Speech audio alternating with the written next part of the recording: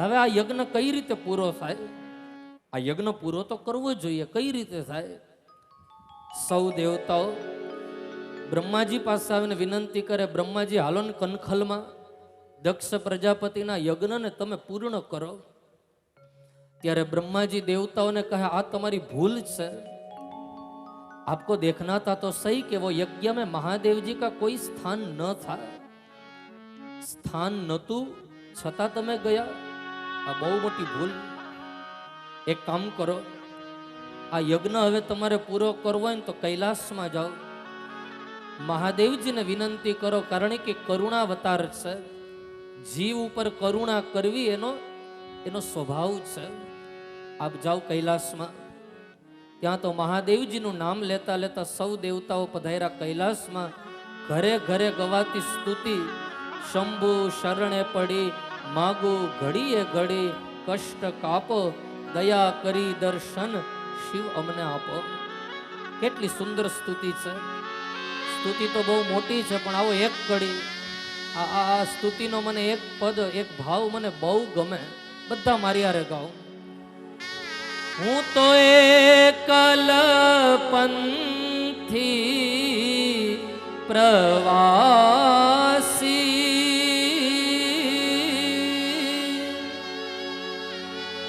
છતાં તમ કેમ ઉદાસી.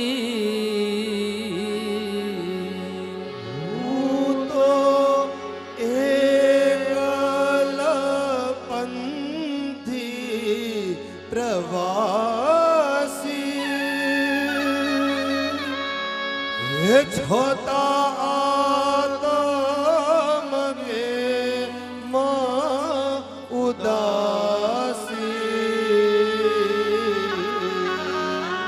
भाग्यो मथी रे मथी,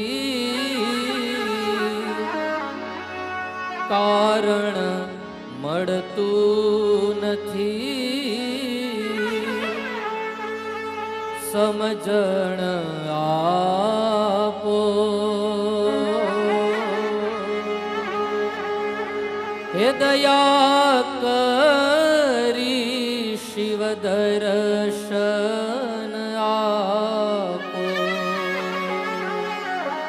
શંભો શરણે પડી માંગુ ઘડીએ ઘડી, કષ્ટ કાપો દયા કરી દર્શન શિવ આપો. નેતિ નેતિ જ્યાં વેદ કહે છે, હે મારું ચિતડું ત્યાં જાવા ચાહે છે. નેતિ નેતિ જ્યાં વેદ કહે છે, હે મારું ચિતડું ત્યાં જાવા ચાહે છે. સારા જગમાં છે તું, વસું તારામાં હું. શક્તિ આપો હે દયા કરી દર્શન શિવ આપો.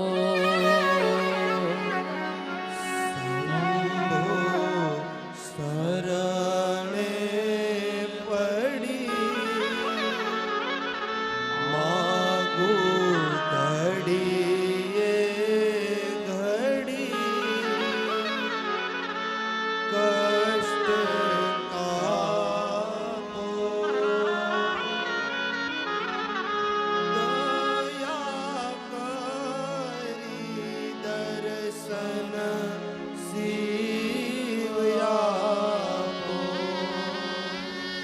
દેવતાઓ મહાદેવજીનું નામ લેતા લેતા પધાર્યા કૈલાસમાં. મહાદેવજીને અનુરોધ કર્યો, બાબા આપ આવો કનખલમાં દક્ષ પ્રજાપતિના યજ્ઞને તમે પૂર્ણ કરો. મહાદેવજી સૌ દેવતાઓની વિનંતીને માન આપી પધાર્યા કનખલમાં. દક્ષ પ્રજાપતિનો યજ્ઞ પૂર્ણ કર્યો ભોલે બાબા. હવે જુઓ, અહીંયા દક્ષ પ્રજાપતિને કંઈક બોલવું છે. સારું મોઢું હતું તો એણે શિવજીની નિંદા કરીને, હવે નંદીના શ્રાપે કરીને બકરાનું મોઢું મળ્યું, હવે કંઈક બોલવું છે, પણ શું બોલે? પણ એ વખતે દક્ષ પ્રજાપતિએ જે સ્તુતિ કરી, ભાગવતજીમાં આ સ્તુતિનો બહુ મોટો મહિમા છે. આવો આપણે એક શ્લોક સાંભળીએ કઈ રીતે પ્રજાપતિ દક્ષ મહાદેવજીની સ્તુતિ કરી. ભૂયાનનુગ્રહ અહો ભવતા કૃતો મે દંડસ્ત્વયા મયી ભૃતો યદપી પ્રલબ્ધઃ ન બ્રહ્મ બંધુષુ ચ વામ ભગવન અવજ્ઞા તુભ્યં હરેશ્ચ કુત એવ ધૃત વ્રતેષુ. દક્ષ પ્રજાપતિ મહાદેવજીને કહે, બાબા અત્યાર સુધી હું તમારા હારે એક વ્યવહારિક દ્રષ્ટિએ વ્યવહાર કરતો હતો કે હું તમારા સસરા અને તમે મારા જમાય, પણ હવે મને ખબર પડી કે તમે કોઈ સામાન્ય નથી. આપ તો દેવાધિદેવ મહાદેવ છો. આપના ઐશ્વર્યને, આપના સામર્થ્યને મેં ઓળખા. મારી સ્તુતિનો તમે સ્વીકાર કરો. ત્યારે મહાદેવજીએ જે દક્ષ પ્રજાપતિને વાત કરીને એ સુંદર વાત, અને આ વાત ખાલી દક્ષ પ્રજાપતિને અસર ન કરે પણ સંસારના હરેક મનુષ્યને આ વાત ઉતારવા જેવી ખરી. કઈ વાત? કે એટલી વસ્તુ ભગવાનની કૃપાથી તમને ને મને મળી હોય ને તો એનો સદુપયોગ કરજો, એનો દુરુપયોગ ન થાય. મહાદેવજી સ્વયં કહે છે શ્રીમદ ભાગવતજીમાં, વિદ્યા તપો વિત્તવ પૂર્વયઃ કુલૈઃ સતામ ગુણૈઃ ષડભિરસત્તમેત્તરૈઃ સ્મૃતો હતાયામ ભૃતમાન દુર્દૃશઃ સ્તબ્ધાન પશ્યન્તિ ધામ ભૂયસા. મહાદેવજી કહે સંસારી જીવને કે એટલી વસ્તુનો ક્યારેય અહમ ન કરવો, એટલી વસ્તુ ભગવાનની કૃપાથી આપણામાં હોય તો એનું અભિમાન ન કરવું. કઈ કઈ વસ્તુ? પહેલી બતાવી વિદ્યા. વિદ્યાનો ક્યારેય એનું અભિમાન ન કરવું, એનો અહમ ન કરવો કે હું એટલો જ્ઞાની, હું એટલો વિદ્વાન, હું એટલો પંડિત. નહીં, જે મળ્યું હોય એ ગુરુની કૃપા. વિદ્યામાં અહમ ન ચાલે. અમારા બાપજીનું એક જ કહેણ કે વ્યાસપીઠ ઉપર તમે બેસો ત્યાં સુધી બરોબર, એની એક મર્યાદા, પણ નીચે ઉતરીને જો પછી અહમથી ચાલો તો આ વિદ્યાનો દુરુપયોગ છે. બસ સવારે હળી મળી જાઓ, પ્રેમથી આનંદથી વાતોચીતો કરો, લેર કરો અને પોતાનું જીવન યાપન કરો. વિદ્યાનો ક્યારેય દુરુપયોગ ન થાય. મેં કાલે ચર્ચા કરી હતી કે કોકનો સારો બિઝનેસ હાલતો હોય, કોકની પ્રગતિ થતી હોય તો એને પાડવાના ન જાણે કેવા કેવા પ્રયોગો કરવામાં આવે, ન જાણે તાંત્રિક વિદ્યાઓ દ્વારા એના ધંધાને પાડવામાં આવે. વિદ્યાનો દુરુપયોગ ન થાય, એનો સદુપયોગ થાય. બીજું, તપ, તપશ્ચર્યા. હું ઘણું તપ કરતો હોય તો તપનો દુરુપયોગ ન થાય. ત્રીજું, વિત્ત એટલે સંપત્તિ. મને પરમાત્માએ સંપત્તિ આપી હોય તો એનો 10મો ભાગ ધર્મ કાર્યમાં કાઢી અને સંપત્તિનો સદુપયોગ કરું. હું ભરોસાથી કહું કે અહીંયા જેટલા જેટલા યજમાન પરિવારો આજ આવી અને તમે મન મૂકીને વરિસા છો ને, ઠાકોરજી તમારું ઋણ નહીં રાખે. એટલું આપ્યું હશે તો એટલું કરીને આપશે. તમે મન મૂકીને કોક નાનું, કોક મોટું, કોક એનાથી મોટું, યથાશક્તિ તમે કંઈક ને કંઈક દાન પુણ્ય સંપત્તિનો સદુપયોગ કરો છો, એ વ્યર્થ નહીં જાય, એ આપે. વચ્ચે એક બહુ સરસ મજાનો વોટ્સઅપમાં મેસેજ આવ્યો તો મને બહુ ગમ્યો, શેર કરું તમારી સામે, સમજો, સાંભળો, મજા આવશે. એક માને દીકરો જતા હતા બજારમાં, એક સુંદર મજાની દુકાન આવી, એટલે દુકાનમાં એ માને દીકરો ગયા. તો દુકાનદારે નાનકડા દીકરાને કીધું, લે બેટા ચોકલેટનો ડબ્બો, તારે જેટલી ચોકલેટ જોઈએ એટલી તું લઈ લે. તો દીકરો કહે ના ના હું ન લઉં, તમારા હાથે મને ચોકલેટ આપો. બોલે ના હું કહું ને તારે જેટલી ચોકલેટ જોતી હોય એટલી લઈ લે.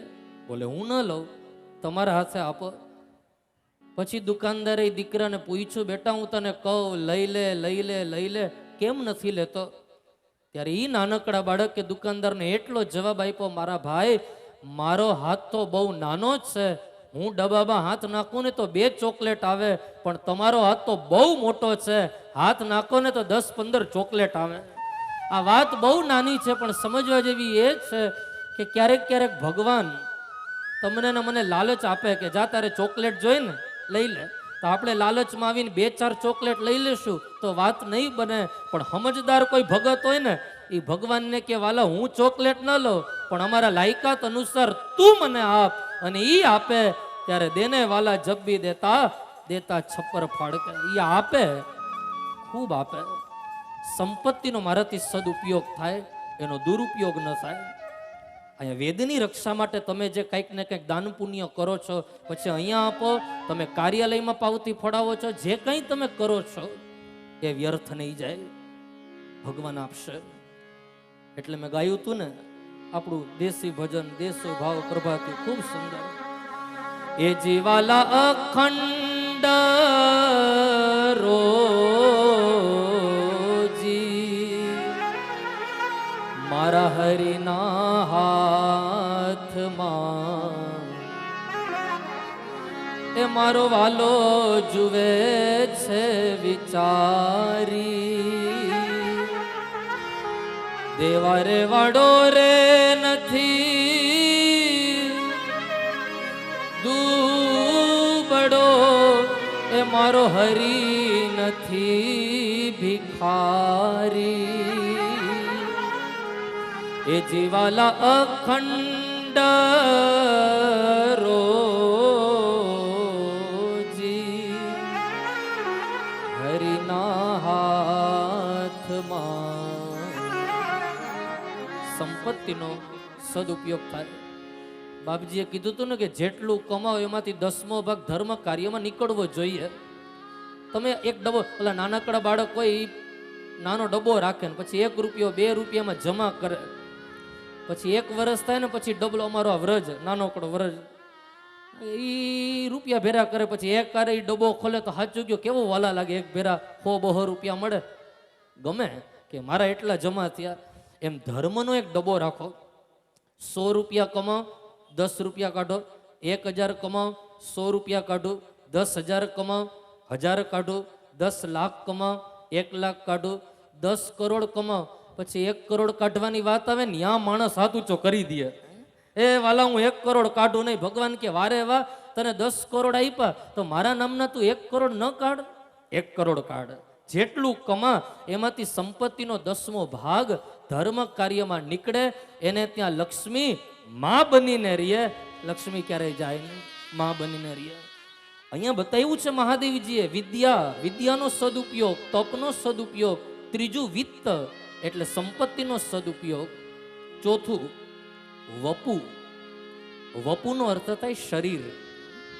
મને સારું શરીર મળ્યું હોય, હું સૌંદર્યવાન હોઉં તો શરીરનું અહમ ન થાય, હું એટલો ગોરો, હું એટલો રૂપાળો નહીં. શરીરનું ક્યારે અહંકાર ન થાય. ભગવાનને મારવા માટે આવી હતી શૂર્પણખા રામાયણમાં, અને શૂર્પણખા આવીને એટલે રામચંદ્રજી એને સુંદર રીતે એનું વર્ણન કર્યું છે. એનાથી આગળ તમે ભાગવતજીની કથા સમજો તો એમાં કુબજા આવી, એક અંગ જેના વાકા પણ છતાંય મથુરામાં ભગવાને પ્રવેશ કર્યો ને કુબજાને જોઈને એટલે ભગવાને કુબજાને કઈ રીતે બોલાવી, હે સુંદરી. હું કઈને બોલાવી, હે સુંદરી. હવે જેના એક અંગ આડાવડા હોય, શરીરનું ઠેકાણું ન હોય અને એને સુંદરી કહીને બોલાવે, આશ્ચર્ય થાય. શરીરનું ક્યારેય અહમ ન થાય. પાંચમું વય. વય એટલે ઉંમર. જેટલી ઉંમર મને મળી હોય, મારું 50 વર્ષનું આયુષ્ય, 60, 70, 80 એ આયુષ્ય ઠાકોરજી મારું જેટલું લખ્યું હોય એનો હું દુરુપયોગ ન કરું, એનો હું સદુપયોગ કરું. મારી એક જિંદગીની ઉંમરને હું વ્યવસ્થિત શણગારું. વય. અને છેલ્લે બતાવ્યું કુલ. જે કુલમાં આપણો જન્મ થયો હોય, સારા પરિવારમાં આપણો જન્મ થયો હોય તો કુળનું ક્યારે અભિમાન ન કરવું. આ 6 વાત અહીંયા દક્ષ પ્રજાપતિને મહાદેવજીએ બતાવી અને દક્ષ પ્રજાપતિના યજ્ઞને પરિપૂર્ણ કર્યો. ભોલે બાબાએ એકવાર જોરદાર તાળીઓથી મહાદેવજીને વધાવો. હર હર મહાદેવ હર. સુખદેવજી મહારાજ પરીક્ષિત રાજાને અર્થ પ્રકરણની કથા બતાવતા કહે, રાજન, અર્થ પ્રકરણમાં ધ્રુવ ચરિત્રની કથા. ધ્રુવ ચરિત્ર હવે એક ટાઈમની કથા છે ને મારે નરસિંહ જન્મ સુધી પહોંચવું છે, પણ તમે ભાઈંદરથી એરપોર્ટે જવું હોય અને કટોકટીના ટાઈમે તમે નીકળો, પછી 4-વ્હીલર ગાડીમાં તમે બેહો તો ડ્રાઈવર શું કહે, તમે શાંતિથી હુઈ જાઓ. શું કહે? તમે હુઈ જાઓ. એરપોર્ટે પહોંચાડવાની જવાબદારી મારી. પછી ઈ ડ્રાઈવર એટલો હોશિયાર હોય ને કે ગમે ત્યાંથી ગલી ગુચીમાં લઈને એરપોર્ટે પહોંચાડી દે, એ જવાબદારી એની. એમ અહીંયા હું ડ્રાઈવર છું અને તમે મારી ગાડીમાં બેઠા છો, નરસિંહ જન્મ સુધી એરપોર્ટ સુધી પહોંચવું છે, પણ ચિંતા ન કરતા ડ્રાઈવર ઉપર છોડી દો. પણ હુવાનું નથી હો. અહીંયા તો હુવાનું કે અહીંયા હુવાનું નથી. જાગતા જાગતા હરિકથા સાંભળો ટાઈમ ટુ ટાઈમ. અહીંયા આપણી, કારણ કે આજે અડધી કલાક આપણી થોડી ગાડી મોડી છે, તો અહીંયા ગાડી થોડીક મોડી પહોંચશે. 7:30ની જગ્યાએ આપણી 8 વાગે નરસિંહ જન્મ સુધી ગાડી પહોંચશે. એટલે આ ગાડી થોડીક સ્પીડમાં જઈ રહી છે. ક્યારેક કોઈ ગલી ગુચીમાં નીકળી જાય તો જલ્દી આપણે નરસિંહ જન્મ સુધી પહોંચશું. ધ્રુવ ચરિત્રની કથા एक नाना बालक की कथा. हमारे पूज्य भाई श्री कथा में कहा करते हैं, हर बालक के शैशव में कृष्ण हो, हर बालक के यौवन में राम हो और हर बालक के बुढ़ापे में बुद्ध हो. हमारा बचपन कैसा होना चाहिए? बोले कृष्ण जैसा. नानकड़ो बाळक गमे एवा तोफान करे ने तो वालो लागे. आ नाना नाना बाळको गमे एटला तोफान करे ने तो वाला लागे. पण तमे साचुं क्यो 80 वर्षना भाभा टायरनी हवा काढता હોય તો વાલા લાગે? ન લાગે. એની ઉંમર નથી. પણ એ નાનો બાળક ગમે એ કરતો હોય ને તો વાલો લાગે. શું કરવા? તો કે એની ઉંમર છે. હર બાલક કે શૈશવ में कृष्ण हो, हर बालक के यौवन में राम हो. એ બાળક જ્યારે યુવાન બને ત્યારે એની મર્યાદા કેવી હોવી જોઈએ? શ્રી રામ જેવી, પ્રભુ રામ. અને એ જ બાળક જ્યારે વૃદ્ધ બને, યુવાનમાંથી જ્યારે વૃદ્ધ બને ત્યારે એની વૃદ્ધા અવસ્થા કેવી હોય? બુદ્ધ જેવી અપરિગ્રહ. બુદ્ધ જેવી કાંઈ નહીં. હવે જે મળ્યું હું રાજી.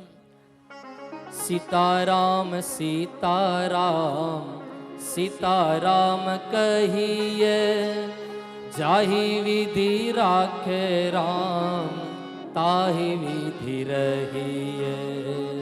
સીતારામ સીતારામ સીતારામ કહીએ, જાહી વિધિ રાખે રામ, તાહી વિધિ રહીએ. ઓ સીતારામ સીતારામ સીતારામ કહીએ, જાહી વિધિ રાખે રામ, તાહી વિધિ રહી. જાહી વિધિ રાખે રામ, તાહી વિધિ રહીએ.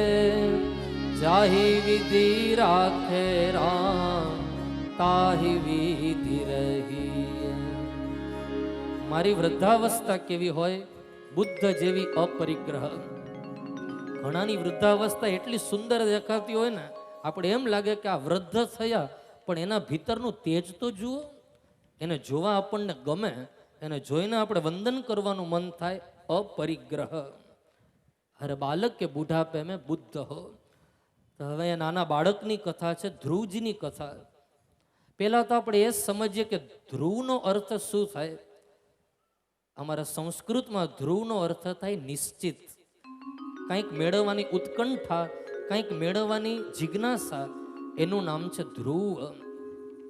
મનુ મહારાજના જે બે દીકરા પ્રિયવ્રત અને ઉત્તાનપાદ, એ ઉત્તાનપાદની આ કથા છે ધ્રુવ ચરિત્રની. ઉત્તાનપાદને 2 રાણી છે, સુનીતિ અને સુરુચિ. હરેક જીવાત્માને 2 રાણી હોય, સુનીતિ અને સુરુચિ. કઈ કઈ? તો કે સવારે 4 વાગ્યાનું તમે અલાર્મ મૂકો એટલે સુનીતિ જગાડે. હાલો ભાઈંદરમાં કથા છે ને, કાલે કૃષ્ણ જન્મ છે તો મારે 2 વાગે પહોંચી જ જવું. સુનીતિ સવારે 4 વાગે જગાડે, ઘરના કામ જલ્દી પૂરા કરાવે અને 2 વાગે માંડવડામાં પહોંચાડે. સુનીતિ.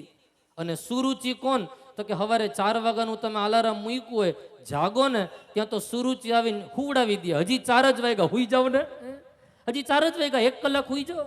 આ સુનીતિ અને સુરુચિ એના ઝઘડા થયા જ કરે આપણી લાઈફમાં. સુનીતિ, સુરુચિ, આ બેય માને એક એક દીકરા છે. સુનીતિના બાળકનું નામ છે ધ્રુવ મહારાજ અને સુરુચિના બાળકનું નામ છે ઉત્તમ. બંનેને એક એક દીકરા. હવે જીવને કઈ વાલી હોય? ઉત્તાનપાદ એટલે જીવ. આ જીવને કઈ રાણી વાલી હોય? સુનીતિ નહીં, સુરુચિ. સુરુચિ બહુ વાલી હોય, કારણ કે આપણે જે મોજ આવે એ રીતે આપણી પ્રમાણે ચાલે, એ સુરુચિ. સુરુચિ બહુ વાલી છે અને એનો ઉત્તમે બહુ વાલો છે. ઉત્તાનપાદને ખોડામાં બેહાડીને દરરોજ એને લાડ લડાવે રાજા ઉત્તાનપાદ. એક દિવસ ધ્રુવજીની નજર પડી. ઓહો, મારા પિતાજીના ખોડામાં મારા ભાઈ અને મારા પિતાજી જેને સ્નેહ આપતા હોય તો હું મારા પિતાજીના ખોડામાં ન બેસું? હાલને હું એ જાઉં. હળી કાઢીને ધ્રુવ મહારાજ પિતાજીનું વાત્સલ્ય મેળવવા માટે દોડ્યા. પિતાજી, મને તમારા ખોડામાં બેસાડો ને. પણ ત્યારે વચ્ચે સુરુચિ આવીને નાનકા બાળકને બોલી, ધ્રુવ, કદાચ તમારે તમારા પિતાના ખોડામાં બેસવું હોય તો જંગલમાં જઈને જગન્નાથજીનું ભજન કરો અને ભગવાન તમારા ઉપર પ્રસન્ન થાય તો માગજો કે તમને મારા કુખે જન્મ મળે. તમે મારા બાળક નથી, તમે સુનીતિના બાળક છો. જંગલમાં જઈને તપ કરો. નાનો બાળક ધ્રુવ પોતાની સગીમાં સુનીતિની માતાના ચરણોમાં ઢળી પડ્યા. માં, હું એવડો નાનો, મને કાંઈ આવડે નહીં. માં, હું કઈ રીતે હરીને ભજું? માં, જંગલમાં કોઈ હિંસક પ્રાણી આવે, મને ભૂખ લાગે, મને તરસ લાગે તો માં હું કોને યાદ કરું? ત્યારે સુનીતિ માતાએ જે ઉપદેશ આપ્યો ને એ મારે હરેક માતાઓને કહેવું કે તમારો દીકરો કદાચ હોસ્ટેલમાં ભણવા ગયો હોય ને તો બીજું કાંઈ એને આપો કે ન આપો, પણ સુનીતિ માતાએ જે ઉપદેશ આપ્યો એ દીકરાને આપશો ને તો દ્વારિકાનો નાથ મળતા વાર નહીં લાગે. અદ્ભુત ઉપદેશ. એ સમયમાં તપ કરવા જાય ને આ સમયમાં આપણો બાળક હોસ્ટેલમાં ભણવા જતો હોય તો એનું એક તપ છે. એ વેદાભ્યાસ માટે કોઈ બાળક જતો હોય, સ્કૂલમાં ભણવા જતો હોય, એની એક સાધના છે, એનું એક અનુષ્ઠાન છે. સુનીતિ માતા ધ્રુવજીને કહે, બેટા, ક્યારેય એમ ન કહેતો કે તમે અનાથ છો, ક્યારેય એમ ન કહેતા કે તમને ભૂખ લાગે, તરસ લાગે, હિંસક પ્રાણી આવે તો હું કોને યાદ કરું? ક્યારેય એમ ન કહેશો તો માં હું કોને યાદ કરું? ત્યારે સુનીતિ માતા કહે, બેટા, વન વગડામાં જા. આ જગતમાં કોઈ અનાથ નથી, કારણ કે તારો ને મારો નાથ જગતનો નાથ છે. કોઈ અનાથ નથી. જાઓ જંગલમાં હરિનું ભજન કરો. સુનીતિ માતાનો હાથ પકડી ધ્રુવ મહારાજ જઈ રહ્યા છે જંગલ તરફ. સત્યના પથ ઉપર જઈ રહ્યા છે મહારાજ ધ્રુવ. હું ભરોસાથી કહું કે જે દીકરા ઉપર એના માનો હાથ હોય, માનું વાત્સલ્ય હોય તો કોઈની શક્તિ નથી કે દીકરાના જીવનમાં કોઈ વિપત્તિ આવી શકે. જેના ઉપર માનો હાથ હોય, માના આશીર્વાદ હોય. મારા બાપજી બોલ્યા ને કે હું ભણવા ગયો ત્યારે બાપજી અમારી માં જયામાં, એ મને ખબર નથી, પણ જ્યારે જ્યારે હું વેકેશનમાં આવતો ને પછી સાંદીપનીમાં ભણવા જતો ને તો પાછળથી મારી માં બહુ રડતી. મને એટલો વિશ્વાસ છે કે આજે વ્યાસપીઠ ઉપર તમારી સામે બેઠો આ કોઈ શક્તિ હોય તો મારા મા બાપના આશીર્વાદની શક્તિ અને મારા સદગુરુ પૂજ્ય ભાઈશ્રીના આશીર્વાદની શક્તિ.